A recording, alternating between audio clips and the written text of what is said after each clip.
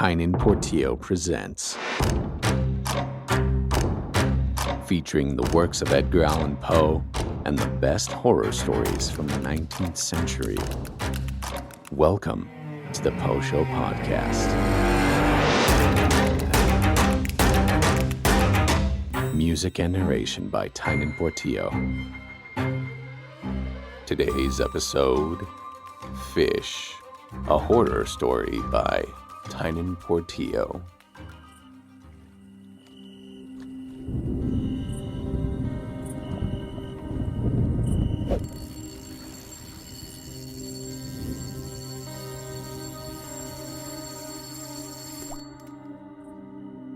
Atop still waters of some vacant lake, amidst a din of mechanical crankings perforating the silent night air, a plastic lure of red and orange twirled inaudibly and beautifully, a tempting taste of ecstasy. But an abrupt splash of water rattled the calm atmosphere as a lone bass lunged upon the plastic dancer, attempting to swallow it whole. In response, the hooked dancer was wrenched by its wire into the fleshy lip of the bass. Struggle as it might, the force at the other end of the taut line was stronger than the bass, dragging it through the open water. It was heaved from its watery home and dangled limply by its hooked lip, gasping for water. Carefully, a fisherman standing near the riverbank had made his catch. This fisherman was old, the kind of old that came with gray hair, a creaky voice, a tangled beard, large chapped lips, one less tooth in his smile, and dark brown eyes. He was a pit, bottomless. The fisherman held his catch close to his eye to get a proper look at it, and grunted. His breath plunged from deep in his lungs into the night's air, forming vaporous clouds that faded to nothing. "It's late. You'll do," he said to the speechless fish. With his burly hands, he gripped the lip of the fish, unhooked the lure, and tossed the fish into his accompanying bucket of water. Then he gathered up all his things and walked back to his truck, his thick boots crunching down on grass, weeds, and gravel. Quietly, he loaded his truck with the bucket, with the fishing rod, and with his bait and lures.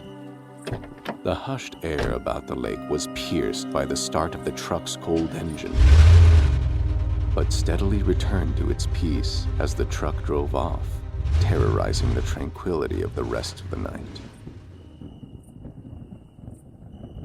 In no time, he arrived at his small cabin near another small lake in another small wood.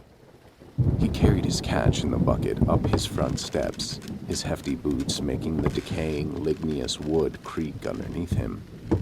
He twisted the front door's green-tinted brass doorknob and pushed hard on its sun-beaten skin, grinding the door's corroded hinges which produced squeals of much-needed oil as he shoved it open. Then with one swift kick of his solid heel, he forced the door shut. He dropped his bucket next to his tiny kitchen counter, on which lay a handcrafted cutting board. He grabbed his catch in the bucket and plopped it onto the cutting board. He looked at the wet, soulless eye of the thing. "Thing about you is, supposedly you don't feel anything." The fisherman stated this as a matter of fact. His curiosity started growing. His gaze slowly shifted to his knife kit. He chose the smallest knife in the set and turned back to the fish. "Don't worry, I'm a doctor. Let me know if you can feel this." He delicately ran the knife along the fish's fin, separating it from its body.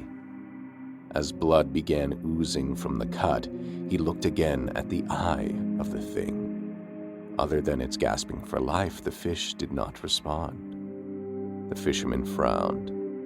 "How about this?" Like a surgeon, he ran his knife underneath the fish's scales, stripping them from its body. He removed the scales one by one in smooth motion. The bass began flapping its tail. The fisherman stared at it a long time. "Didn't think so. None of you feel anything." He quickly cut along the belly of his patient, splitting it open and letting its inside spill outside. The fish wriggled in an attempt to escape. The fisherman leaned in closer. They gazed into emotionless eyes. "No fear," the fisherman said. He chuckled and said in a congratulatory tone, "Good for you," and promptly cut off the fish's head, sliding it into the bucket below. Eventually, its wet lips stopped twitching. He began to fillet the fish, using the knife to find the spine and cut down one half of its body. The inside of the fish was lined with what seemed to be 1,000 small red lumps, smushed together into a slimy sack in the bass's tight stomach. They were eggs, nestled in their mother's corpse, glistening in her blood. He looked at the eggs for another long time. He split open the sack and slid a portion of the eggs onto the blade of his knife, then examined them as if studying. A few of the eggs showed the forming eyes of baby bass. Those ones joined their mother in the bucket. Once he had all the little red lumps together, he again scooped some onto the blade, put the knife into his mouth, closed his teeth, and slid the knife out between them, catching the precious red marbles on his tongue. He popped them between his teeth one at a time, rolling them inside his mouth, enjoying the chewing of each morsel. Suddenly there was a knock at a door. Not the front door, but the door behind him. The thick, polished steel door in the back of his kitchen. He turned to face it, waiting for another knock. Another knock came, quiet and weak. The fisherman, still holding his knife in one hand, took a key out of his pants pocket with the other and inserted it into the heavy multi-point lock he'd installed. He turned the latch and opened the door toward him, dragging the weighty door across the old wooden floor of the kitchen. Behind the door was a small room with a red-stained stone floor, a rusted drain in the center, and a meat hook hanging from a bar mounted to the low ceiling. There was also a woman, a terrified woman, her hands and feet bound by thick ropes, and her mouth covered with a large piece of duct tape. Seeing him, her voice attempted to scream as she crawled into the corner of the tiny room. She held her bound hands out in front of her, trying to halt his advances. "Stay there," he said, cold coating his words. He went to take the duct tape off of her mouth, but the woman groaned and flinched away. The fisherman raised his knife to her face. "Stay there, or I'll slice you open." The woman lay still, taking in shaky breaths. He took his blade away from her face. The fisherman's bloody, fish-gut-drenched fingers gripped the tape at one side of the woman's mouth, then pulled the tape off her lips. "My name is Renee. I'm a daughter and a sister, and I'm going to be a mother. My mother's name is Sarah. My sister's name is Carly. I'm marrying a man named Michael in December. I like painting sunrises. I'm going to be a music composer. I love the movie Curious George." Curious George. After that, the fisherman stopped listening, but he kept watching as this woman in front of him scrambled for compassion. She had that look they get. The restraint in accepting total loss of control. The fisherman wondered why that was. Renee saw she was talking to a statue. She asked aggressively, "What do you want from me?" The fisherman stared back coldly. Renee felt her whole body trembling. Hot tears swam in her eyes and pushed to run down her face, but she resisted giving him any such gratification. She stared into emotionless eyes. The fisherman cocked his head and furrowed his brow a bit to this response. "That's interesting," he whispered. He began running the blade of his knife along his calloused palm, unable to make a cut. "How long have you been pregnant?" he asked flatly. 2 months. I've been pregnant for 2 months. Ow, almost too long. What do you mean? She asked tentatively. He didn't answer. What's going to happen to me? It doesn't matter what happens to you. Just stay quiet. The fisherman kept his unblinking eyes on her as he slowly stood up, stepped back out of the room, and closed the steel door, locking it.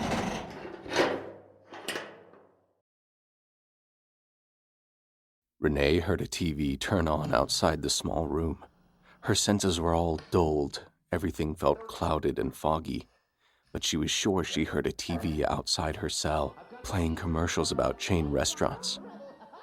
She had no light in the small, cold room. It was pitch black. Her bare feet were freezing. Her toes felt numb. She could barely bend her fingers because of the biting pain. She had an incredible thirst and felt her throat burn. Her muscles were heavy. Renee shoved her shoulder against the icy stone wall and used her legs to push against it. She began moving up the wall slightly, shifting her legs underneath her. She slipped, her knees buckling under her weight. She couldn't possibly stand. Lifting her body felt like trying to lift an anvil. But his words rang in her ears. It doesn't matter what happens to you. She had seen behind the fisherman when he had opened the door. There was a kitchen on the other side of the door. A knife set was on the counter. If it was still there. With all the strength she could muster, Renee moved her legs underneath herself again. On the kitchen counter, the fisherman opened a large black garbage bag he had dropped off earlier. He pulled out from it a woman's fluffy pink coat, size 10 women's nude shoes, an empty syringe, a small beige handbag, and an iPhone. He opened a drawer in the counter and pulled out a meat tenderizer.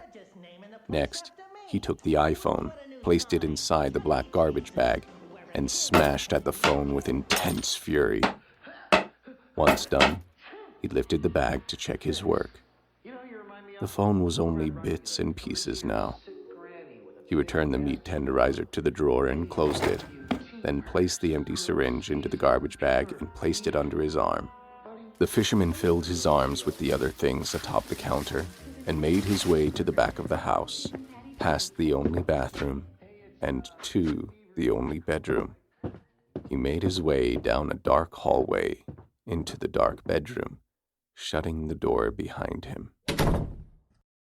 Once inside the damp bedroom, he flicked the light switch to his right, and a disturbing red light washed over the room. In the comfort of this warm light, the fisherman trudged over to the bed at one of the four sides of the room. He delicately placed the things in his arms down upon the dirty, unwashed sheets, separating them. He went to put the fluffy pink coat into a large closet, holding it closer to his nose and breathing it in deeply, before meticulously straightening it upon a hanger and putting it up next to others. Next was the handbag, which he had made room for underneath his bed. Purses that were brown, tan, black, yellow, polka dot, and zebra pattern were shoved by his meaty hands into a jumbled mess at the foot of the bed, but he placed his new beige one nearer to the head of the bed. Then were the shoes. He handled the shoes as if they were eggs, fragile. He knew just where to put these. He turned round to the wall in front of the bed. The wall in front of the bed was lined with shelves, filled with hundreds of pairs of women's shoes, filling the wall from the floor to the ceiling. Stapled to the shelves just underneath each pair was a photograph of a woman and a name written in marker on the photograph. They always kept their best condition in red light. And in the very center of the wall was a waist-high pedestal covered with a sheet. The fisherman took a pair of shoes close to the center of the wall off of the shelf and tore down the photograph associated with them. Kathy, it read. The fisherman dropped the old shoes and photograph into a nearby bucket on the floor and placed Renee's shoes on the shelf. He took a few steps back and gazed at the things lining the walls, and he noticed something. Something he always noticed for the first time. "Look at me," he said to the photographs. The women all looked on in complete terror in their photos. "Look at me." His gaze turned to the pedestal before him.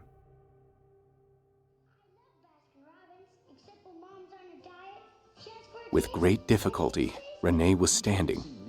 She had developed some strength in her right leg now, enough to support her weight. She heavily hopped towards the center of her dark cell. She began feeling above her head, waving her bound hands slowly through the darkness. Eventually, they touched the freezing steel of the hanging meat hook. She wrapped her fingers around the hook and gripped it with a sense of pride. Straining her right leg, she pushed from underneath the hook and freed it from the bar in the middle of the room. Her body slumped against the chilly stone wall and slid back down to a sitting position. Carefully, she groped the hook until she found the sharp end of it. As quietly and quickly as she could, she dug the hook into her bonds, picking away at the ropes.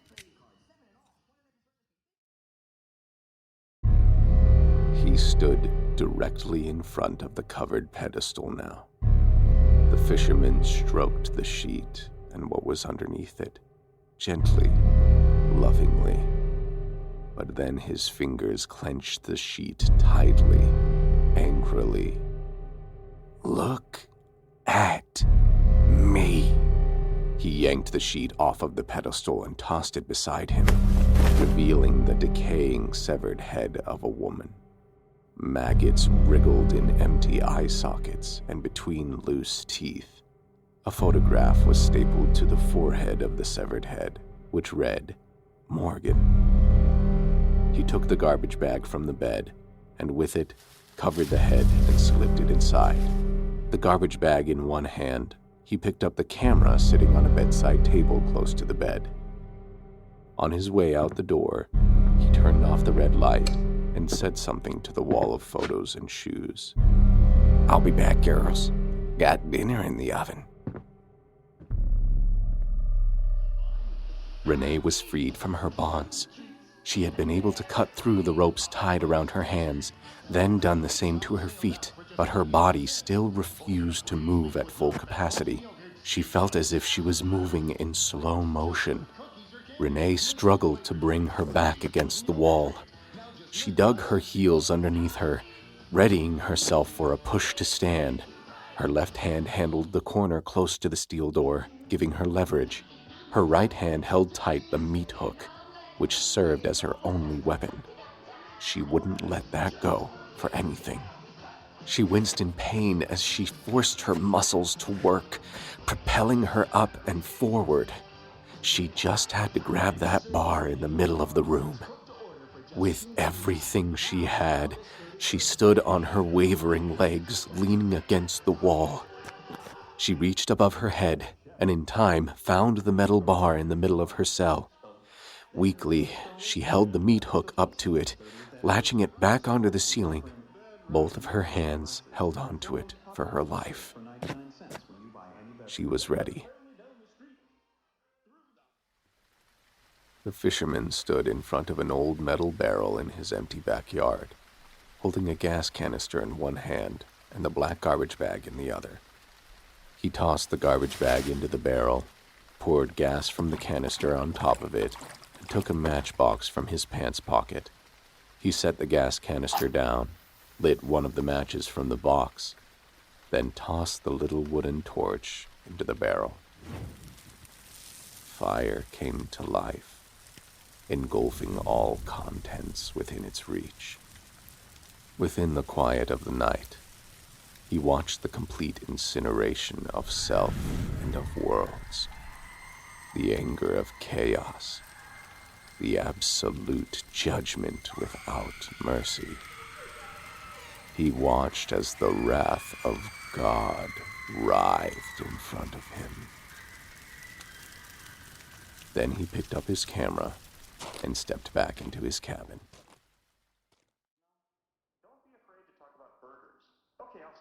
Renee heard him.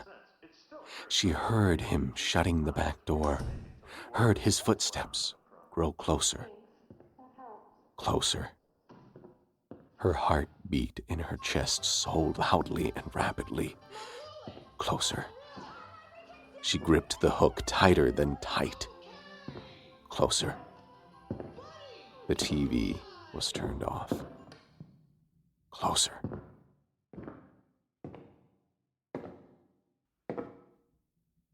A drawer was closed. Closer. Footsteps ceased. He was there. Waiting. For what? Renee swallowed. She waited too, in the darkness. There was a ruffling of a hand in jeans. Suddenly, there was a knock at the door. The fisherman was knocking at the door, asking to come in. The sound of a key turning a heavy lock started grinding against Renee's ears. That's when she raised her legs in a hard kick. All of a sudden, the corner of the solid steel door crashed into the fisherman's face, breaking his nose and shattering a front tooth. Severely stunned, he fell backward and swung his right arm, which held the meat tenderizer. Blood gushed into his eyes from his forehead, which now had a deep vertical cut in it. He wiped the blood from his eyes, still swinging his weapon. He heard Renee scream. Then he felt the freezing metal of the meat hook dig deep into his neck. He was unsure what was happening. He couldn't move his head. His right hand had dropped his weapon and would no longer move. He wiped more blood from one of his eyes and saw Renee on the kitchen floor, grasping at his knife set on the kitchen counter. Losing all sense of direction, he lunged for the knife set as well, but missed. He fell to his knees as he knocked the knives all to the floor. He struggled to snatch up a knife as Renee scrambled to clasp one as well. Renee found one first. She gutted him like a fish. The fisherman's insides quickly spilled outside of him, his blood painting the floor. In a daze, he gripped at the intestines that had begun to unravel from his torso. His groans were stifled in his pierced, bloody throat. As a coldness engulfed his senses, he gazed at Renee and found himself entertaining a curious thought. There was something in her eyes. A final word crawled out from his mouth. Fear.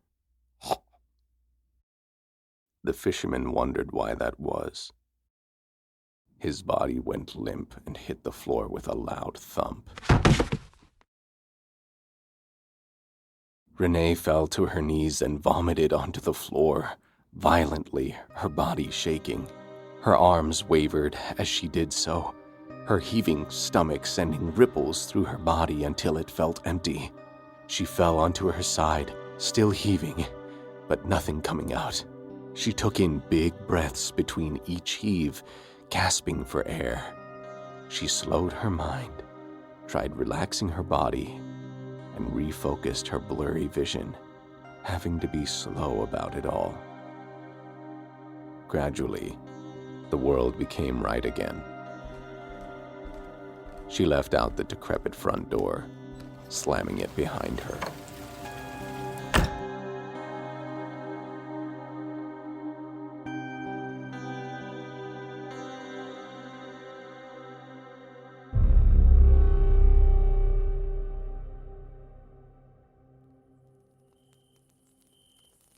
Hello and welcome back to the Poe Show. I'm your host, Tynan Portillo. I hope you enjoyed my story. This is the first time I have featured a work of my own on the podcast, so I hope you enjoyed it and give this podcast a 5-star rating, follow and subscribe, and share it with your friends, family, and even other authors who might want their stories read on the podcast. If you're interested in that or in hiring a narrator for your audiobook, you can contact me at poeshowpod@gmail.com and on ACX for Audible. I've also featured a story from Nicholas Leonard, and yes, his name is Leonard, not Leonard, as I pronounce in the episode, which is really embarrassing. Sorry about that, Nicholas. I wrote fish with themes and ideas in mind, but I wanted it to be ambiguous enough that you walk away with your own interpretation of it. So please let me know in the comment section on YouTube or Spotify what you noticed about the story and what meanings you drew from it. I began writing this story about 2 months ago, I think. Technically, though, I started writing this story over 12 years ago, most likely when I was in middle school. I wrote the title down and essentially waited for a story to come to me about it. When I was in middle school, I had some really great English teachers who inspired me to write. Their encouragement was instrumental in building my confidence in storytelling and making bold choices, as well as knowing how to better explain my ideas. I hope they somehow hear this episode because I'm going to give them a shout out. Mrs. Weirman, Mr. Layton, and Miss Andrews. You guys were my heroes. Also, Mr. Harwood, if you ever hear this, Mr. Harwood was the best teacher I have ever had. Mrs. Weirman was the woman who first inspired me to write and convinced me that I had a creative mind with good ideas. That didn't even have to be true at the time. In fact, I'm sure it wasn't because I was in the 7th grade. But she made me believe it. For that, I will forever be grateful to her. She instilled confidence in my young mind. Thank you, Mrs. Weirman. Mr. Layton made me develop a love of reading in the 9th grade. He read a new book every month and always told us about what he had just read. He didn't put that requirement on us. He just did it because he loved reading. And that inspired me to do the same thing and fall in love with literature. I still remember reading To Kill a Mockingbird, and the way he had us study that book made it important to me. So thank you, Mr. Layton. Finally, Miss Andrews, who was my honors English teacher in 8th grade. Miss Andrews, I don't know where I'd be without you. See, one time I had BS'd a book report, and it was completely terrible. So one class, she had everyone but me and like 3 other students go to the computer lab, and with just us 4 students in the room, she gave us each a piece of paper and told us to write a paragraph explaining why we deserved to stay in an honors classroom after the low effort in our book reports. She kind of put the fear of God in me, which was something that I honestly needed at that age. She got me to think about the fact that being in an honors classroom is a privilege, and it was due to my excellent work, so I shouldn't take it for granted. I essentially answered with, I know this wasn't my best work, please let me show you my best work. And she read stories that I wrote and gave me a more critical eye to make my writing better. Ever since then, I try to excel in everything I really want to do. So Thank you, Miss Andrews. Also on this subject, if Scott Craig ever listens to this episode, Mr. Craig, I'm sorry, I never redid that presentation to bring up my grade. I feel guilty about it to this day, and I just have to apologize. All right, moving on. This story took a few turns that were unexpected to me. As a writer, I love surprising myself. If I have trouble knowing how to get Renee out of her situation, then I think it'll be harder for the reader to predict, or in this case, for the listener to predict. I also found myself writing details about the fisherman and his home that I didn't understand at first. It was just kind of subconscious babbling. But then I started to refine and reshape those ideas, which allowed me to understand what my brain was trying to get across when mentioning these things. So I will talk about a few details of the story, but I'll try not to give away too much of the author's intent, so that way, you can still walk away with your own little tidbits here and there. The front door was an interesting detail I returned to because I'm a believer that if it's not important to the story, you shouldn't add it. If the story's mainly about two characters and you got a third character who doesn't do something, you should really take out that third character, because I hate passive characters who are just there to watch something or just there to comment on something. I do think that you should make them active. You should make them do something or give them a goal. The front door was interesting because I was going to cut it, but then I said, what is my brain trying to tell me, essentially? And what I understood about it eventually is that it is a further look into the fisherman and how he deceives. He starts off the story by deceiving a fish using a lure. The front door is a work of deception. It's sun-beaten, it's worn, it's old, it's tired. But inside the home, there is a solid steel door that is maintained so well it seems like it's brand new. So that is another representation of how he uses deception to hook the fish, so to speak, which in this case would be Renee. And Renee runs out the front door as a symbol of her recognizing the deception and being freed from the manipulation and the prison that the fisherman used to deceive her. What else? There's the shoes, the wall of shoes and photographs. That was an idea that came to me as I started imagining the room of the fisherman, and the shoes represent the ability of the women to get away. So to the fisherman, it's his way of taking away their ability to leave. Take away from this story your own interpretation of it, but there are multiple ideas that reflect themes that I was conscious of while writing. So yeah, anyway, if you have more questions or if you'd like me to talk about more stuff, you can send an anonymous text message to the podcast asking a question, and I'll answer it on the next episode. So feel free to do that if you have more questions. Thank you for listening to this episode of The Poe Show. Remember to give this podcast a 5-star rating, follow and subscribe, and send a text message to the podcast using the link in the description to ask questions or suggest stories for another episode. Follow on TikTok, Instagram, YouTube, Bluesky, and, everything else. It's in the description below. That's all for now, but you'll hear from me again on the next episode of The Poe Show.